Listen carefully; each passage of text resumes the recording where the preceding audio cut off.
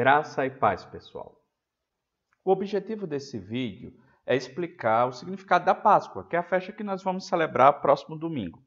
Mas antes de entender o significado dela para nós hoje, nós cristãos, é preciso entender o que ela significava no Antigo Testamento, quando ela surgiu.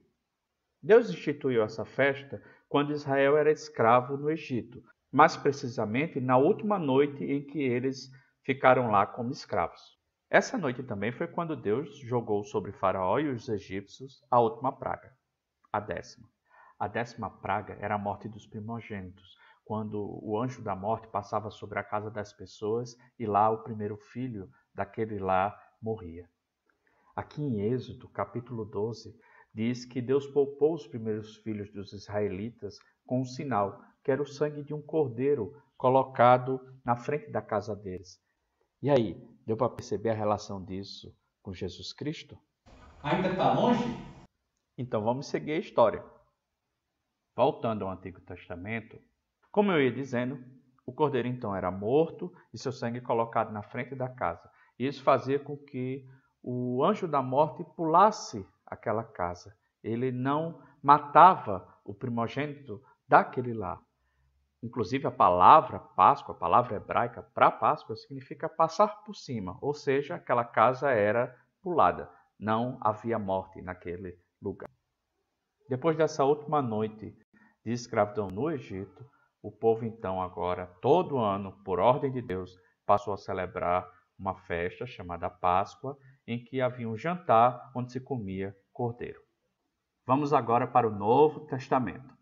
Antes de morrer, Jesus Cristo celebrou uma ceia de Páscoa, um jantar de Páscoa com seus discípulos, que, como nós vimos, era uma festa que os israelitas comemoravam há muitos séculos. Mas aqui um detalhe, pessoal, Jesus fez algo novo nessa última ceia que ele celebrou com seus discípulos antes de morrer. Ele pegou o pão e o vinho, que eram elementos também comuns da ceia de Páscoa, e deu um novo significado a eles. Agora não mais olhando para eventos do passado, mas eles passaram a ser símbolos de coisas que aconteceriam no futuro. Ele pegou o pão, deu graças por ele, o partiu e disse: "Isto é o meu corpo, que é dado por vocês."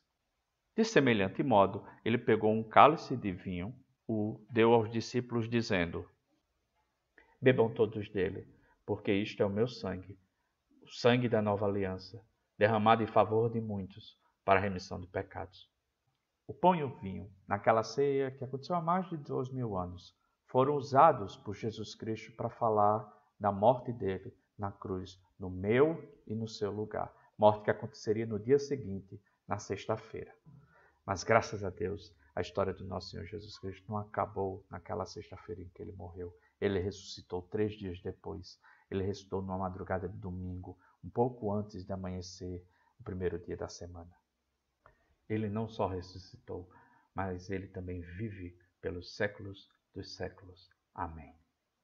E agora, deu para perceber a relação da Páscoa do Antigo Testamento com Jesus Cristo?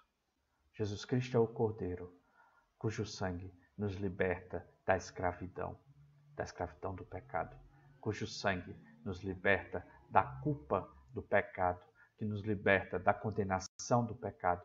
Por causa do sangue de Cristo e da sua ressurreição, nós temos vida eterna.